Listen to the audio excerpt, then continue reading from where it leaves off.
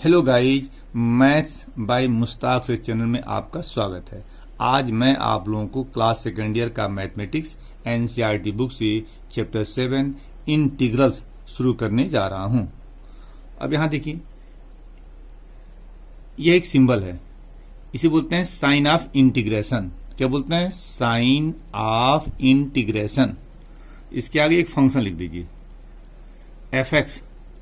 F x क्या है? X का फंक्शन है। एफ एक्स क्या है? एक्स का फंक्शन है।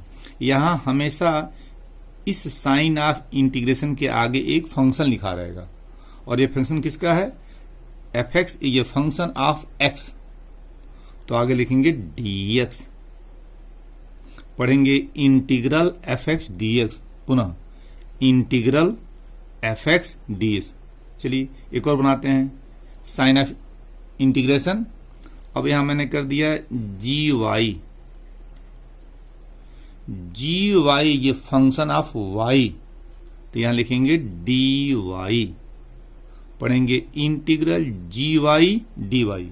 कहने का मतलब यह है, फंक्शन एफ एक्स अगर एक्स का फंक्शन है तो यहां डी एस लिखेंगे, फंक्शन अगर वाई का है तो डी वाई लिखेंगे। पढ़ते कैसे हैं? इंटीग्रल जी वाई डी वाई। इसका मतलब क्या होता है? जी वाई फंक्शन को वाई के रिस्पेक्ट में इंटीग्रेट करना है। यहां देखिए, पढ़ेंगे integral F X D x. इसका मतलब क्या हुआ? एफ एक्स फंक्शन को एक्स के रिस्पेक्ट में इंटीग्रेट करना है। अब यहां देखिए, जब हम एफ एक्स फंक्शन को इंटीग्रेट करते हैं, इंटीग्रेट वर्ड क्या है? एक वर्ब है, माने हम कार्य को कर रहे हैं। तो जब फंक्शन क्या करते हैं, हम फंक्शन पे कोई हम कार्य कर रहे हैं, तो कौन से कार्य कर रहे हैं? इंटीग्रेट करने का कार्य कर रहे हैं। देखिए लिखा हुआ है इंटीग्रेट, माने इस फंक्शन को आप इंटीग्रेट कर रहे हैं। तो इंटीग्रेट का ही एक वर्ब है ना। अब आगे बढ़िए, जब फंक्शन एफ एक्स को इंटीग्रेट करोगे तो लास्ट में एक रिजल्ट मिलेगा। लास्ट में एक रिजल्ट मिलेगा, उस रिजल्ट को बोलते हैं एंटी डेरिवेटिव, और दूसरा नाम क्या है? इंटीग्रल। दो नाम है।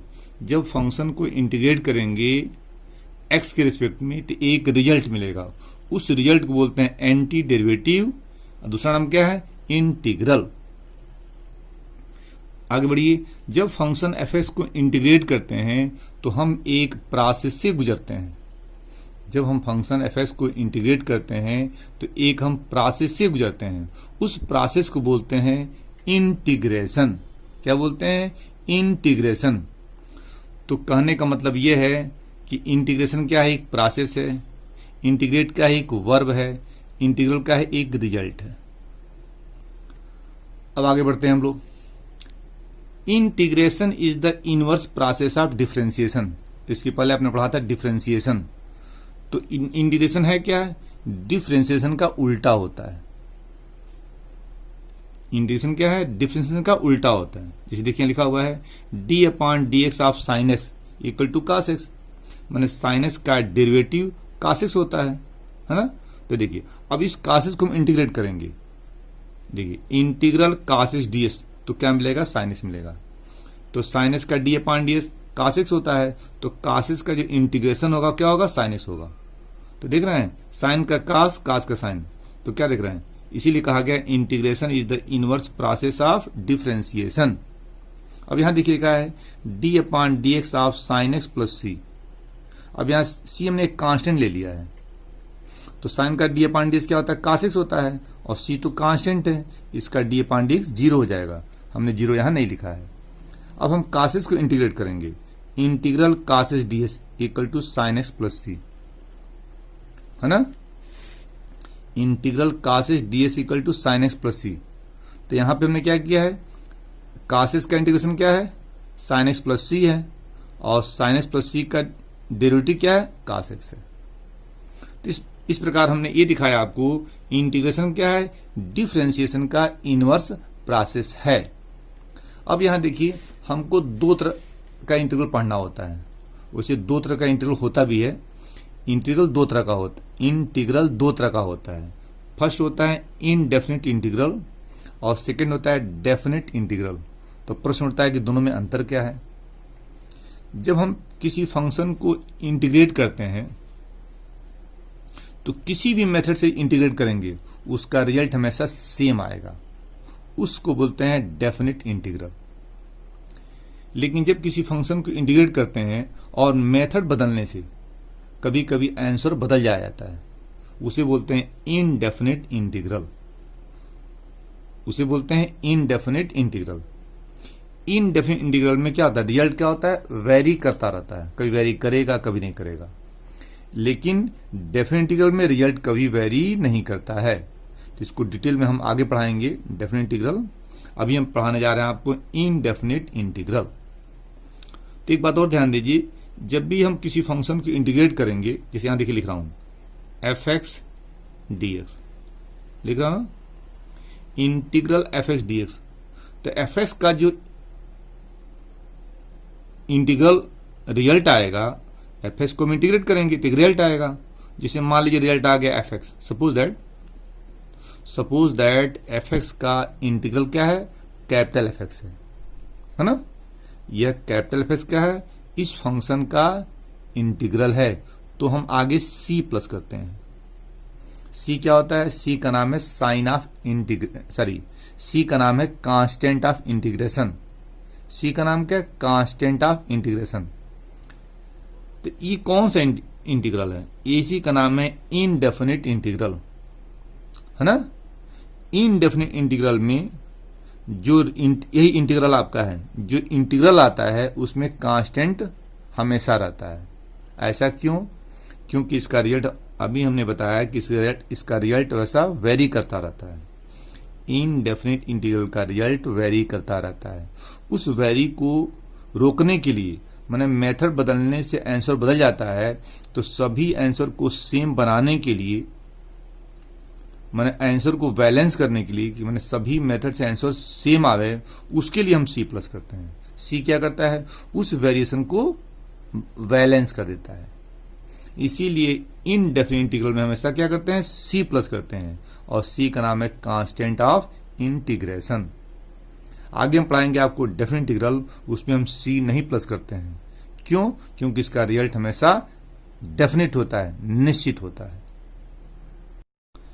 अब हम आपको कुछ फार्मूला बताएंगे जिस फार्मूले से फंक्शन को हम इंटीग्रेट करेंगे। फर्स्ट फार्मूला है integral x to the power n d x. N क्या है, कोई रियल नंबर है, तो इसमें करना क्या, आपको जो x का पावर n है उसमें 1 प्लस कर देना है। तो लिखोगे x पे n प्लस 1 अपान n प्लस 1 और लास्ट में c प्लस कर देंगे। c का नाम क्या है, कांस्टेंट ऑफ इंटीग्रेशन। जो x पे n पावर है ना, उसी में आपको 1 प्लस कर देना है। जैसे देखिए n आ गया तो n में 1 प्लस कीजिए तो कितना होगा, n प्लस 1, s का पावर हो जाएगा। अब वही पावर नीचे आपको उतार लेना है और आगे प्लस करना है c का नाम है कांस्टेंट ऑफ इंटीग्रेशन। इसमें अगर n -1 होगा तो ये फॉर्मूला नहीं लगेगा। लिख दे रहा हूं n not equal to -1। If जब भी n क्या होगा, -1 होगा, तो यह फॉर्मूला नहीं लगेगा। तो कुछ उसके लिए क्या होगा, इसके लिए अलग फार्मूला है, इसके लिए अलग फार्मूला है ना। अभी हम चर्चा करेंगे ना, इस पे कुछ नहीं देखा जाए। बस ये जानिए कि जब n -1 होगा तो यह फार्मूला, यह कंसेप्ट नहीं लगेगा। कुछ एग्जांपल हम देते हैं आपको, कंसेप्ट क्लियर हो जाए। देखिए पहला एग्जांपल क्या है, x to the power 4 dx हो गया। पढ़ेंगे integral x to the power 4 dx, मतलब x टू द पावर 4 को इंटीग्रेट करना है x के रिस्पेक्ट में। तो क्या करोगे, इस 4 में 1 प्लस करना है, तो लिखोगे 4 + 1 और वही नीचे कॉपी करोगे, कर लिया। इसमें 1 प्लस करना है और वही नीचे कॉपी कर लेना है और c प्लस करोगे तो इस पे कितना होगा, 5/5 और c हो गया ना। दूसरे एग्जाम्पल देखो, x पे क्या आएगा, -3 dx, तो -3 + 1 अपान -3 + 1, क्या कि इसमें 1 प्लस कर दिया और वही नीचे उतार लिया, अब प्लस c। इस पे कितना आएगा, -2 अपान -2 + c। थर्ड एग्जाम्पल देखो, एक्स डी एक्स, तो एक्स पे क्या 1 पावर है ना, तो 1 + 1, यहाँ 1 छिपा है ना, तो 1 में 1 प्लस कर दिया और नीचे उतार लो, अब प्लस सी, तो क्या आएगा x square upon square plus c. हो गया। एक एग्जाम्पल और देख लीजिए, x to the power 7/2 dx, इसमें 1 प्लस करो तो क्या आएगा 7/2 + 1, नीचे कॉपी करो वही पावर और सी आगे लगा देंगे।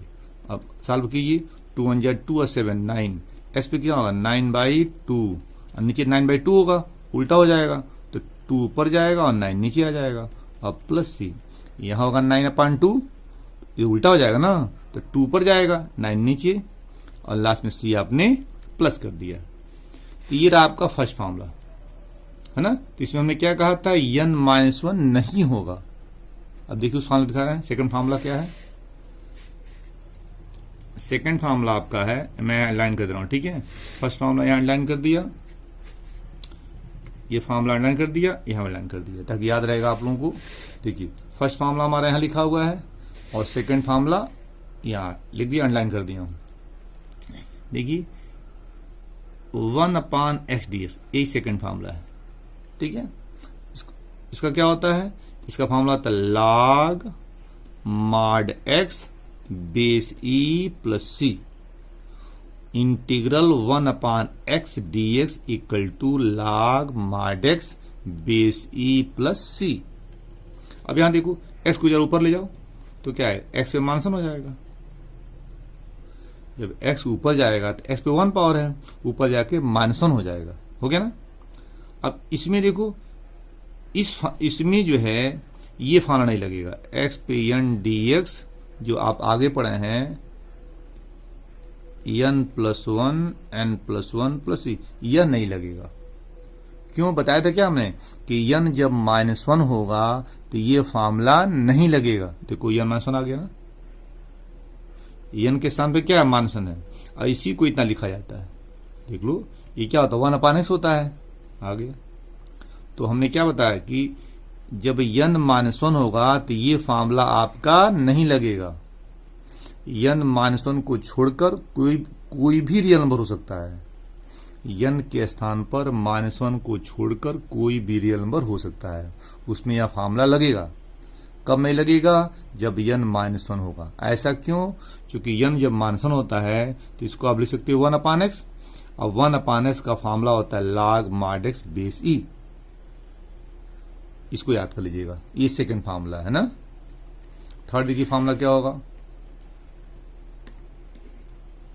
Integral e to the power x dx, है ना। यहां लिखना है integral 2 to the power x dx, integral a to the power x dx। देखिए 3 क्वेश्चन लिखा हुआ है यहाँ पे। पहला लिखा है integral e to power x dx, integral 2 to the power x dx, और आगे लिखे integral a to the power x dx। तो देखिए यहां देखिए बेस e है, जिसे पढ़ते हो ना, देखो जो 2 पे 3, तो 2 क्या होता है, बेस होता है, और 3 क्या पावर है या इंडेक्स है। तो देखो integral e to the power x dx, तो जब भी बेस e होगा, बेस e होगा तो e to the power x हुआ, इसका इंटीग्रल वही उतर जाएगा, जो लिखा वही उतर जाएगा और c प्लस कर दीजिएगा।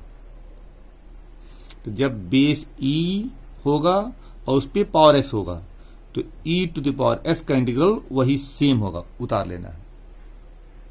लेकिन जब e के अलावा कोई भी नंबर हो, बेस e न हो, बेस e के अलावा कोई नंबर हो या कोई लेटर हो, तब क्या होगा, तब यहां नंबर है, इसको उतार लीजिए। जैसा आपने यहां उतारा है, e बेस है तो e to the power x वही उतार लिया आपने। यहां नंबर आ गया तो 2 टू द पावर x वो भी आपने उतार लिया। और आगे क्या करेंगे, इसका अपान हो जाएगा log 2 बेस e। जो नंबर होगा तो इसको उतार लीजिएगा, और उतारने के बाद जो बेस नंबर है उसका log नीचे लेना है, log 2 बेस e, और आगे c आपको प्लस करना है। वही काम देखिए यहां भी मैं कर रहा हूं, इसमें देखो, यहां देखो मैं कर रहा हूं, यहां देखो e to the power x है ना, इसको तुम उतार लो, उतार लिया, और बेस e का लाग लेना है, कहां पे, अपान में, लाग a बेस e और प्लस c। तो देखिए x पावर है, यहां भी x पावर है, यहां भी x पावर है, सब में पावर x है ना, लेकिन यहां बेस e है, ठीक है, और यहां क्या है, बेस कोई नंबर है, और यहां बेस लेटर है e को छोड़कर। तो जब भी बेस e होगा तो इसका इंटीग्रल सेम उतर जाएगा, लेकिन e के अलावा कोई भी लेटर हो तो उतर जाएगा, और इस बेस का लाग लोगे अपान में, लाग ए बेस ई। कोई नंबर होगा तो इसको उतार लोगे, और इस बेस जो नंबर है उसका लाग नीचे लेना है, लाग 2 बेस ई प्लस सी। ऐसे आपको याद करना है ना।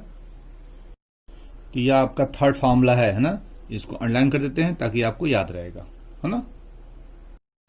ये थर्ड आपका फॉर्मूला भी है और कंसेप्ट भी है। इस पर कुछ और हम क्वेश्चन कराते हैं। Integral 7 to the power x dx, है ना। तो क्या करोगे, इसको उतार लोगे, उतर गया। देखो बेस क्या है, नंबर है 7 टू द पावर x, तो बेस क्या 7 है, इसको उतार लिया, और 7 का लाग लेंगे कहां पे, अपान में, लाग 7 बेस ई और प्लस सी। और देखो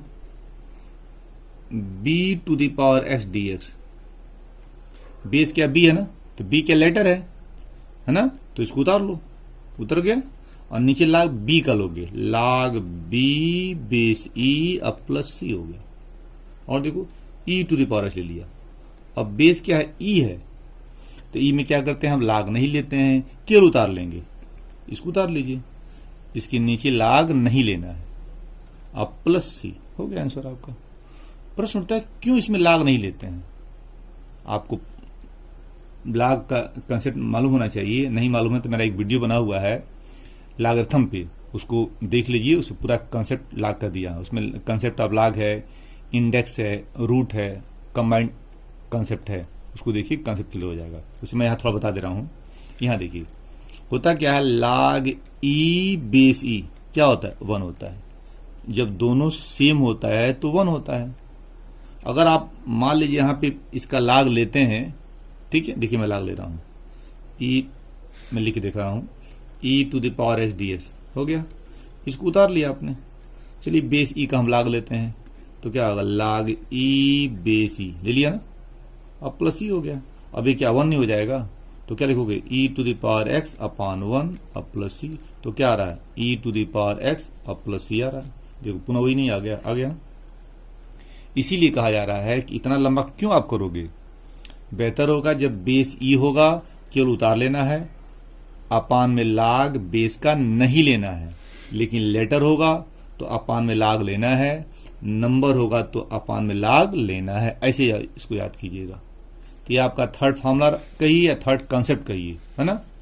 अब देखिए फोर्थ फॉर्मूला, ठीक है, इंटीग्रल डीएक्स, देख रहे हैं, डीएक्स और इंटीग्रल के बीच में कोई फंक्शन नहीं लिखा हुआ है, नहीं लिखा हुआ ना, यहां पे इंटीग्रल और डीएक्स के बीच में कोई फंक्शन नहीं है।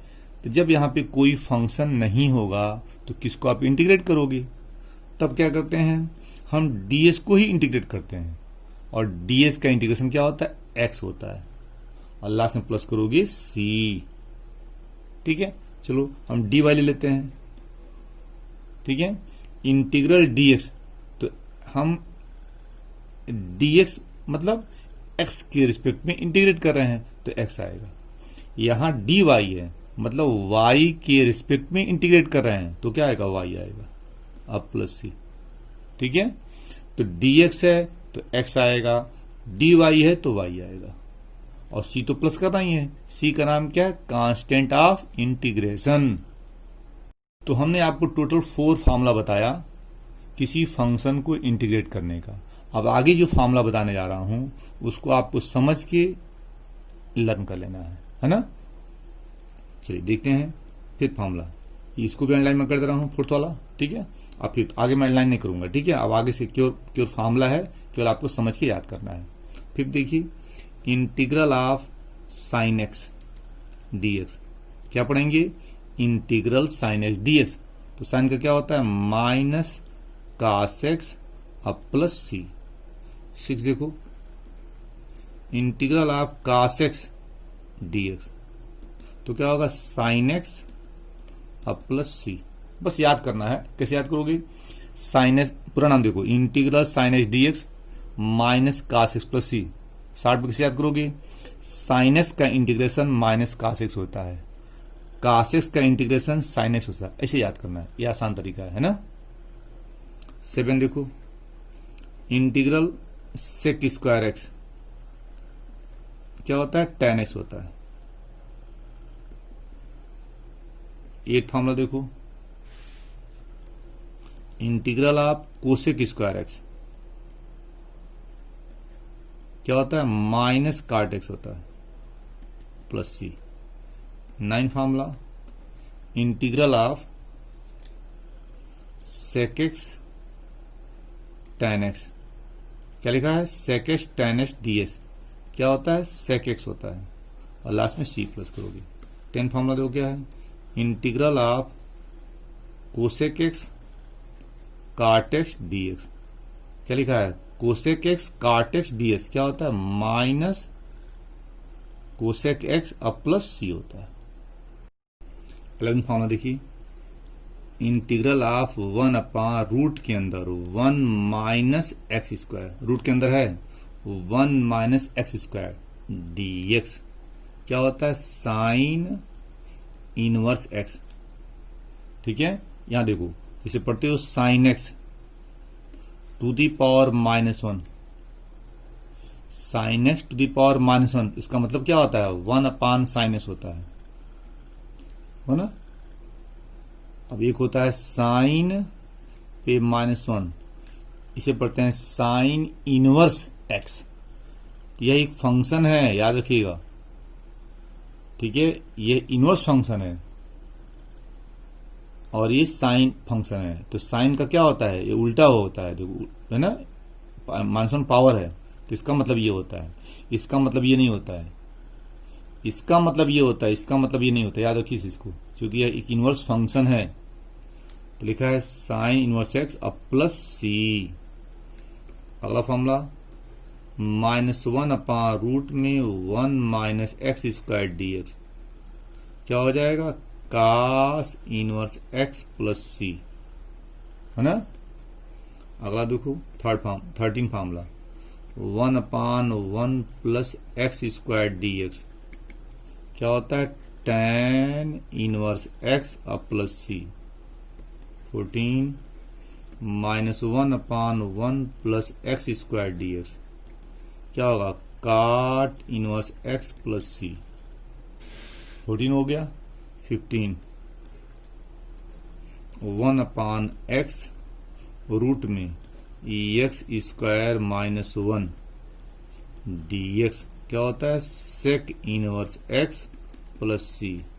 16 फार्मूला, -1 अपान एक्स रूट में एक्स स्क्वायर -1 डी एक्स क्या होता है? Cosec inverse x plus c. तो टोटल हमने आपको 16 फार्मूला बताया, ठीक है। इसमें हम आपको कुछ एग्जांपल दे रहे हैं। टोटल कितना फार्मूला है? 16 फार्मूला। ये आप समझ के याद कर लीजिएगा ना। अब आगे हम कुछ एग्जांपल दे रहे हैं इस फार्मूले पे बेस्ड, ताकि कंसेप्ट आपका क्लियर हो जाए, है ना। चलिए यहां लिखते हैं एग्जांपल। देखिए पहला, देखिए यहां लिखा है x to the power 4 dx। तो क्या करते हो? कौन फार्मूला है? एक्स टू पावर n वाला।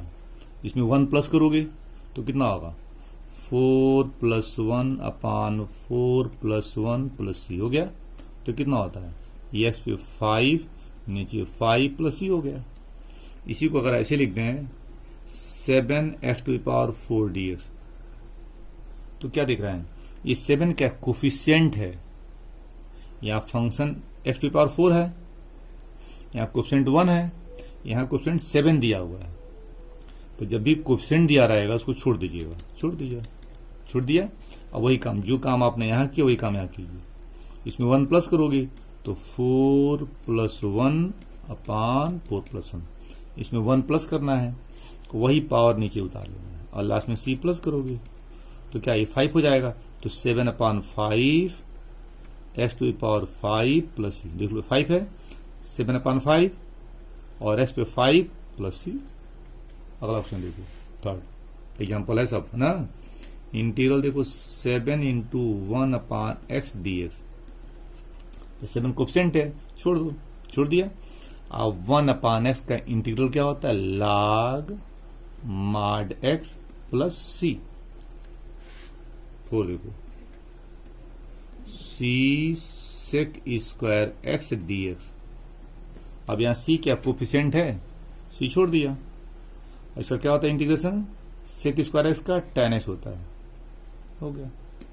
अब यह कांस्टेंट c मत प्लस कीजिएगा, क्योंकि ऑलरेडी c कोफिशिएंट बन के आ गया है, तो कांस्टेंट आप c डैश कर दीजिए, बदल दिया हमने, c आ चुका है तो हमने c डैश क्या, कांस्टेंट ऑफ इंटीग्रेशन, c को हमने बदल दिया क्योंकि इस क्वेश्चन में c आ चुका है, हो गया। आगे देखिए 5 इंटीग्रल 3/x पे 7 dx। अब यहां देख रहे हैं, यहां पे ऐसा फंक्शन है जिसका फार्मूला आपको नहीं याद है, यहां पे ऐसा फंक्शन दे दिया जिसका फार्मूला आपको नहीं याद है, तब क्या करेंगे, इस फंक्शन को ऐसे मॉडिफाई करेंगे ताकि आपका लर्निंग फार्मूला कार्य करे। तो क्या करें, इसके लिए 3 को छोड़ देंगे और x पे जो 7 पावर है उसको भेजिए न्यूमरेटर में, तो कितना होगा, -7 dx, दे दिया। अब देखिए 3 कोफिशिएंट है, छोड़ दिया, छोड़ दिया ना, इसमें 1 प्लस करोगे तो कितना होगा, -7 + 1 अपान -7 + 1 अब प्लस c हो गया। इसी को सिंप्लीफाई कर लीजिएगा तो कितना आएगा, बोलिए, आपका आएगा, देखिए ये कितना होगा, -6 हो जाएगा, तो 3/-6, 3/-6 हो गया, और s पे कितना पावर होगा, -7 + 1 कितना होगा, -6 अब प्लस c हो गया, और छोटा कर लीजिए तो कितना होगा, देखिए 3/-6 कितना होता है, -1/2, तो लिखोगे -1/2 x to the power -6 plus c, ये आपका आंसर हो गया। नेक्स्ट एग्जाम्पल देखिए, integral 4/cos square x ds। तो देख रहे हैं यहां भी आपका फार्मूला नहीं लगेगा, तो पहले क्या करेंगे, फंक्शन को मॉडिफाई करेंगे। क्यों मॉडिफाई करेंगे, ताकि हमारा लर्निंग फार्मूला कार्य करे। इसको ऐसे बदलो जिसका फार्मूला तुम्हें याद है, 4 छोड़ दिया, और 1/cos स्क्वायर x कितना होता है, sec स्क्वायर x, हो गया। 4 को छोड़ दिया, अब 1/cos square x sec square x, और ds को हमने उतार लिया। अब देखो 4 कोफिशिएंट है, 4 छोड़ दोगे, अब इसका फार्मूला क्या होता है, tan x होता है, अब प्लस c। नेक्स्ट एग्जाम्पल देखो 7 -6 dx, -6 क्या है, कोफिशिएंट है, -6 फंक्शन नहीं है, -6 कोफिशिएंट है, -6 को छोड़ दीजिएगा, छोड़ दिया, और ds का इंटीग्रेशन क्या होता है, x होता है, अब प्लस c, तो कितना होगा, -6x अब प्लस c। आगे देखो, देखो 8 dx, तो 8 कोफिशिएंट छोड़ दोगे, और ds का क्या होता है, x होता है, अब प्लस c, ये हो गया आपका।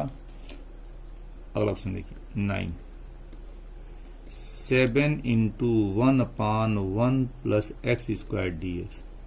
अब खुद देखो 7 क्या है, कोफिशिएंट है, छोड़ दोगे, छोड़ दिया, इसका फॉर्मूला क्या होता है, tan इनवर्स x अब प्लस c, है ना।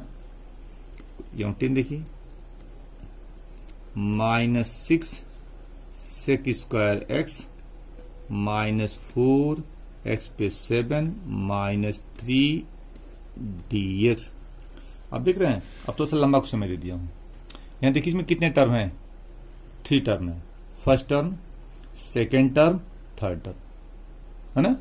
अब पहले इसको करेंगे इंटीग्रेशन, फिर इसको 1 बाय 1 करेंगे। देखिए इतना dx, इतना dx, मतलब इस फंक्शन को x के रिस्पेक्ट में इंटीग्रेट करना है, तो वही काम फिर किया जाए। -6 कोफिशिएंट है, छोड़ दिया। इसका फॉर्मूला क्या होता है, tan x होता है। इसका हो गया, टिक लगा दिया। अब इतना dx माने इस फंक्शन को x के रिस्पेक्ट में इंटीग्रेट करना है, तो -4 कोएफिशिएंट है, छोड़ दिया। x पे 7 पावर है, 1 प्लस करोगे तो कितना 8 हो जाएगा ना, तो x पे 8/8। इसमें 1 प्लस करोगे तो 8 होगा ना, वही नीचे उतार लिया। इसका भी हो गया, टिक लगा दिया। अब देखो 3dx, तो 3dx में 3 कोएफिशिएंट है, छोड़ दोगे। तो 3dx में फंक्शन तो है नहीं, तो क्या करेंगे, ds को इंटीग्रेट कर देंगे। तो 3dx में 3 छोड़ दिया और ds का x होता है, लास्ट में c प्लस कर दोगे। याद रखिएगा 1 2 3 जितने टर्म हैं सभी टर्म को 1 बाय 1 इंटीग्रेट कर देंगे, और जब इंटीग्रेशन पूरा हो जाएगा तो लास्ट में सिंगल कांस्टेंट c प्लस करेंगे। ऐसा नहीं कि जितने टर्म है उतने c प्लस कर दिए, ऐसा नहीं, सबको कर लीजिएगा और लास्ट में सिंगल c प्लस कीजिएगा। अब छोटा कर लीजिए, -6 tan x 4/8 है ना, तो क्या 1/2 हो जाएगा, 1/2 x पे 8 -3x अब प्लस c हो गया।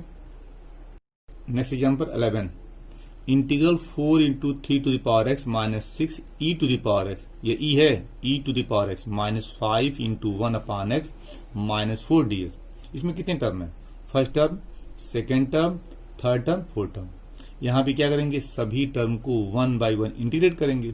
तो पहले हम इसको करेंगे, इतना dx मतलब इस फंक्शन को x के रिस्पेक्ट में इंटीग्रेट करना है, तो क्या करेंगे, 4 कोएफिशिएंट है, छोड़ दिया, और 3 टू द पावर x का इंटीग्रेशन क्या करते हैं, इसको उतार लेते हैं, उतर गया, और बेस का लाग लेते हैं ना, कहाँ पे, अपान में, log 3 बेस, हो गया। इसका टिक लगा दिया। अब इसका करना है, इतना dx, तो क्या करोगे, 6 छोड़ दोगे, कोएफिशिएंट है, छोड़ दिया, और e to the power s का इंटीग्रेशन सेम होता है, उतर जाता है ना, उतर गया। इसको टिक लगा दिया। आप मत टिक लगाइएगा एग्जाम में, हम समझाने के लिए आपको टिक लगा रहे हैं ताकि आपको याद रहे, आप मत एग्जाम में टिक लगा दीजिएगा। अगला देखिए, ये टर्म है, इसको करना है, तो -5 कोएफिशिएंट है, छोड़ दिया, 1/x क्या होता है, log mod x dx, हो गया, बेसी हो गया ना, इतना dx, इसका भी हो गया, टिक लगा दिया। 4dx, तो 4 कोएफिशिएंट है, 4 छोड़ दोगे, और 4dx में 4 तो कोएफिशिएंट है, यहाँ कोई फंक्शन नहीं है, तो ds को ही इंटीग्रेट करेंगे, क्या होगा, x, और लास्ट में c प्लस हो गया। ये आपका आंसर हो गया। एग्जाम्पल 12 देखिए, integral 7/x to the power -2 -6 sin square x -2 e to the power -x -3 ds। यहाँ देखिए 4 टर्म है, 1 2 3 4। इसमें हर टर्म में ऐसा फंक्शन दिया गया है जिसका फॉर्मूला आपको नहीं याद है। तो जब ये ऐसा क्वेश्चन आपको मिलेगा तो पहले क्या करोगे, फंक्शन को मॉडिफाई करोगे, ऐसी मॉडिफाई करोगे ताकि वह लर्निंग फॉर्मूला में बदल जाए, ये आपको सोचना पड़ेगा। देखिए मैं करता हूं, देखो 7 छोड़ दो, x पे पावर -2 है, उसको ले जाओ न्यूमरेटर में, तो क्या आएगा, x² हो जाएगा। यहाँ देखो 6 छोड़ दो, 1 sin स्क्वायर x क्या होता है, कोसेक स्क्वायर x, हो गया। -2 छोड़ दो, e टू पावर -x है, इसको भेजो न्यूमरेटर में, क्या है, e टू पावर x हो जाएगा, और -3 छोड़ दिया। अब देखो जितनी टर्म है सब में तुम्हारा लर्निंग फार्मूला कार्य करेगा, वो देखने से ही पता चल जाएगा कि बदलना है कि डायरेक्ट फार्मूला अप्लाई करना है। अब देखो 1 2 3 4 सभी टर्म को 1 बाय 1 इंटीग्रेट करेंगे। तो पहले हम करेंगे फर्स्ट टर्म का इंटीग्रेशन, 7x² dx, तो क्या होगा, 7 छोड़ दोगे, x पे 2 पावर है, 1 प्लस करोगे तो कितना होगा, 3, और नीचे कॉपी कर लोगे, इसका हो गया। अब इसका करोगे, इतना dx, तो -6 छोड़ दोगे, और कोसेक स्क्वायर x का इंटीग्रेशन होता है -cot x, इसका भी हो गया। इतना dx, -2 छोड़ दोगे, और e टू पावर x का integration e to power x ही होता है, ये भी हो गया। 3dx, 3 कोएफिशिएंट छोड़ दोगे, और 3dx में कोई फंक्शन नहीं है, 3 कोएफिशिएंट छोड़ दिया, तो हम ds को ही इंटीग्रेट करेंगे, क्या होगा, x, और लास्ट में c, आंसर छोटा कर लीजिए, 7/3 एक्स क्यूब, और ये क्या -6 माइनस प्लस हो जाएगा, +6 cot x, इसको कॉपी कर लीजिए, -2e⁻x -3x plus c। Application of integration in daily life. देखिए पहला एप्लीकेशन क्या है, in engineering integration is use to determine the exact length of power cable needed to connect two substations which are miles away from each other। Second देखिए, to solve a differential equation, ये तो आपको आगे पढ़ाया जाएगा, है ना। Third देखिए, with integration we could find how much certain medicine accumulates in certain parts of the body. Fourth क्या है, to find the area bounded by the curve, है ना। फोर्थ क्या है, टू फाइंड द वॉल्यूम, और भी इसका यूज है इंपॉर्टेंट जो हमने बता दिया आपको ना।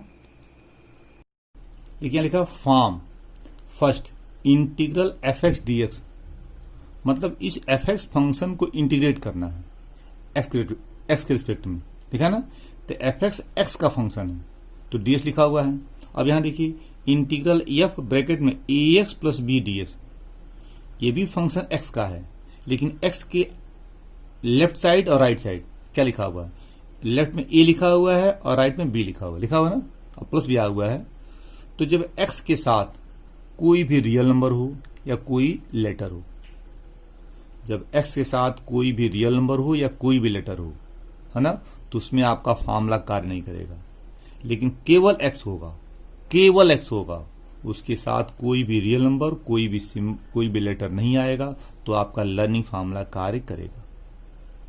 ठीक है, जैसे मैं आपको क्वेश्चन दे रहा हूं, देखिए यहां लिखा हुआ है इंटीग्रल साइन x dx, लिखा हुआ ना, देख रहे हैं, साइन x केवल x का फंक्शन है, तो इसमें आपका फॉर्मूला कार्य कर जाएगा।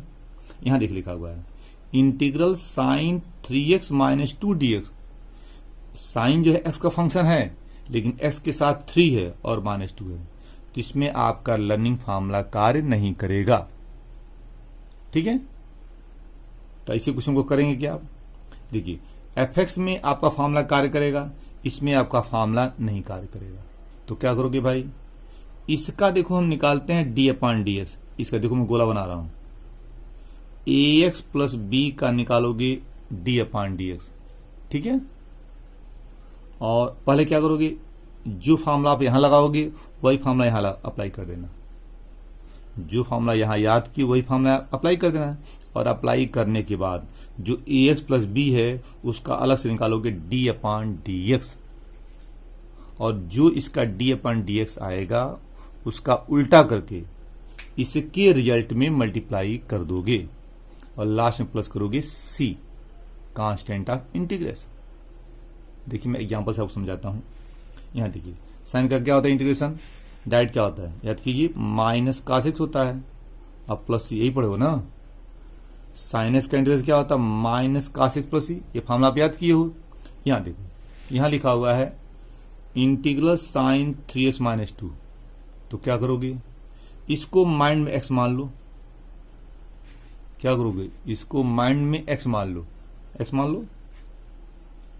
x मानो, तो जब x मानोगे तो साइन x हो जाएगा, और साइन का फॉर्मूला क्या होता है, -cos x होता है, तो यही फॉर्मूला अप्लाई कर दीजिए, इसको दिमाग में x मान लीजिए,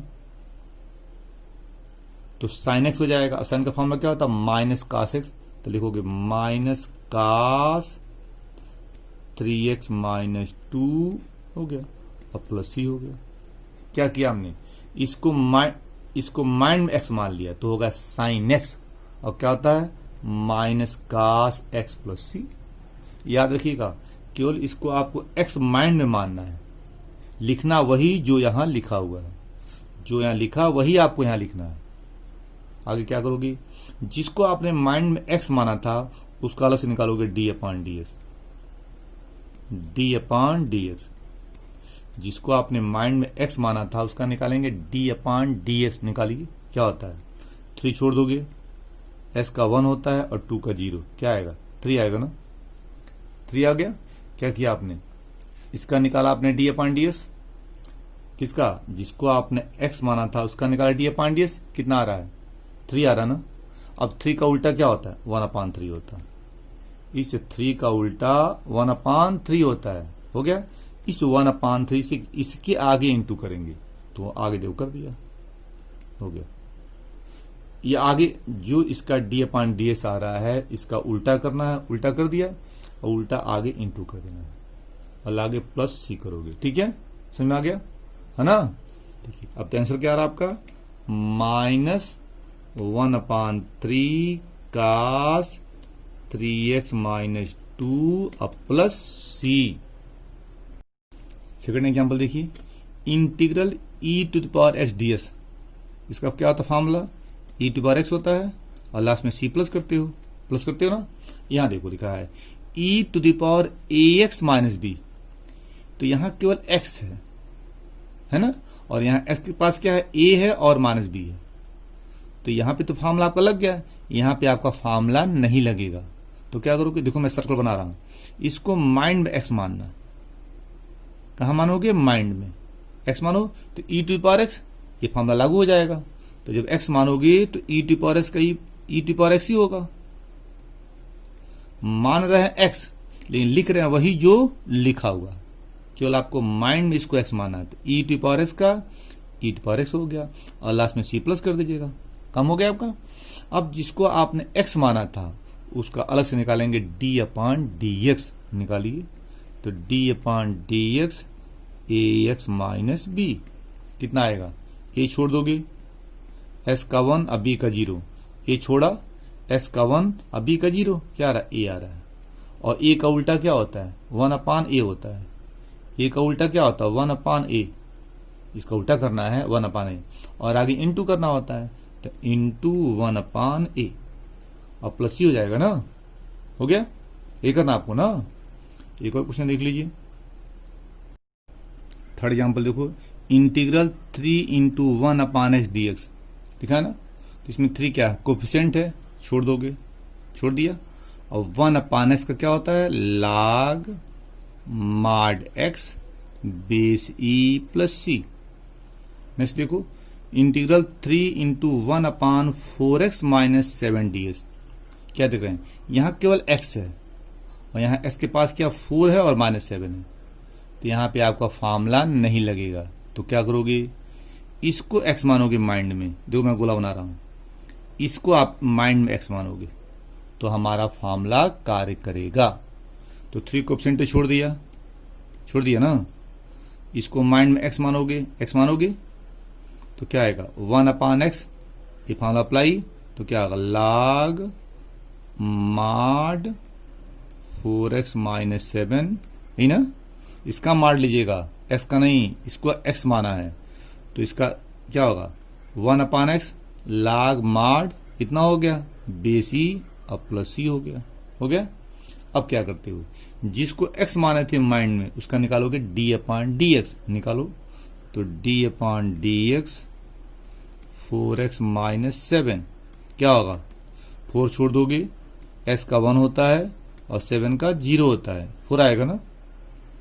इस चैप्टर को पढ़ने से पहले डिफरेंशिएशन दोहरा लीजिए, क्योंकि डिफरेंशिएशन का यहाँ प्रयोग होगा।